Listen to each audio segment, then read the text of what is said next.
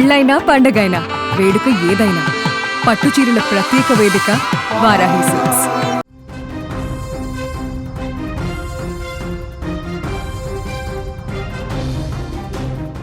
రాజకీయం అంటే ఏంటి? ఎన్నికల ముందు ఊదరగొట్టే వాగ్దానాలు, అధికారంలోకి వచ్చాక అటకెక్కించే హామీలు. సాధారణంగా మనం చూసే లీడర్లు ఇంతే. కుర్చీ ఎక్కే వరకు ఒక మాట, కుర్చీ ఎక్కాక ఇంకొక మాట.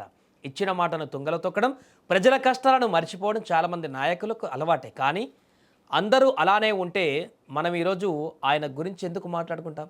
లీడర్ అంటే కేవలం ఆర్డర్లు వేసేవాడు కాదు, ప్రజల గుండెల్లో ఉండేవాడు అని నిరూపించారు. సీఎం అంటే ఇలానే ఉండాలిరా అని నోరెళ్లబెట్టేలా చేశారు. ఆయనే తమిళనాడు ముఖ్యమంత్రి దళపతి విజయ్.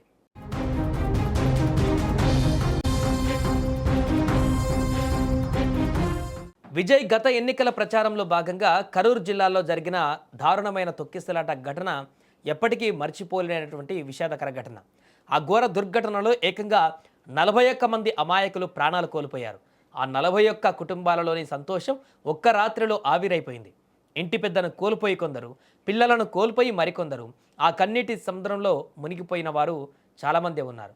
రాజకీయాలలో ఇదొక సాధారణ ప్రమాదం కావచ్చు, ప్రభుత్వాలు ఎక్స్గ్రేషియా ఇచ్చి చేతులు దులుపుకునే రొటీన్ ఇన్సిడెంట్ కావచ్చు. కానీ సీఎం విజయ్ అలా అనుకోలేదు. ఆ కుటుంబాల కన్నీళ్లు ఆయనకు కనిపించాయి. ఆ ఇళ్లల్లో ఆరిపోయిన దీపాలు ఆయనను ఆలోచింపజేశాయి. సాధారణంగా ఇలాంటి ప్రమాదాలు జరిగినప్పుడు విపక్షాలు విమర్శిస్తాయి, పాలకులు ఏదో ఒక కమిటీ వేసి మర్చిపోతారు. కానీ విజయ్ ఒక అడుగు ముందుకు వేశారు. ఆ 41 కుటుంబాలకు అండగా ఉంటానని నాడు మాట ఇచ్చారు. కేవలం ఆర్థిక సహాయం చేసి వదిలేయడం కాదు, ఆ కుటుంబాలకు శాశ్వత భరోసా ఇవ్వాలని డిసైడ్ అయ్యారు.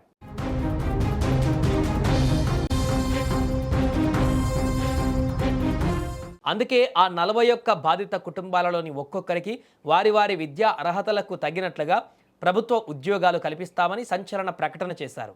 వినడానికి ఇది ఒక సాదాసీదా వార్తలా అనిపించవచ్చు. కానీ ఒక ప్రభుత్వ ఉద్యోగం ఆ కుటుంబానికి ఎంతటి సామాజిక భద్రతను ఇస్తుందో, ఎంతటి ఆర్థిక ధీమాను ఇస్తుందో ఊహించండి.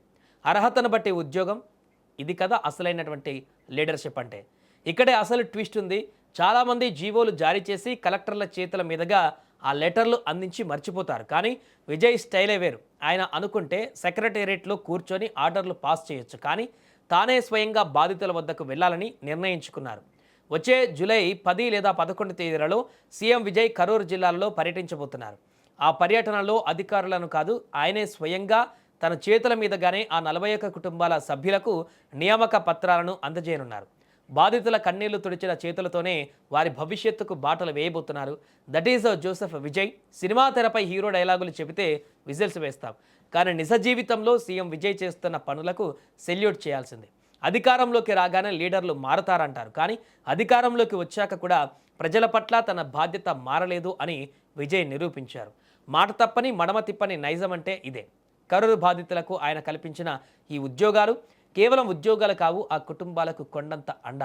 సీఎం పైన ప్రజల్లో ఉన్న నమ్మకం. నిజంగానే లీడర్ అంటే విజయ్లా ఉండాలి, సీఎం అంటే విజయ్లానే ఉండాలి అనేంతగా అతను చేస్తున్నటువంటి కార్యక్రమాలు ఇప్పుడు వైరల్గా మారుతున్నాయి.